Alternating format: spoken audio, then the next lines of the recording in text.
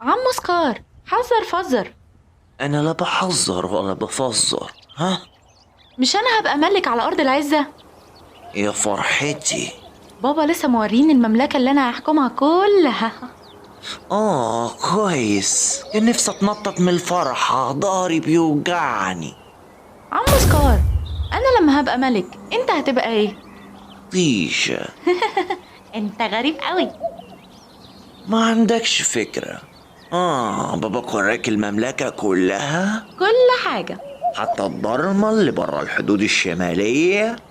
قال لا، وقال اياك تروح هناك. طبعا هو عنده حق، مكان خطير زي ده ما يروحوش الا الاسود الشجعان. ما انا شجاع. في ايه هناك؟ اعذرني، ما اقدرش اقولك. ليه لا؟ سيمبا سيمبا، انا كده بحافظ على سلامة اعز ولاد اخويا. صحيح، ده انا ابن اخوك الوحيد. وده سبب كافي عشان اخاف عليك. مقبرة الافيال مش مكان امن عشان تروحوا. مقبرة ايه؟ ياه. يا خبر، وقعت بلساني. ولو انك كنت هتعرف في يوم من الايام.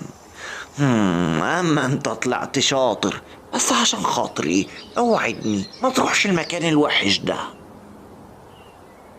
ما تخافش. كده انا اطمنت. تقدر تروح تلعب وتهيص. اوعى تنسى، ده سر بينا.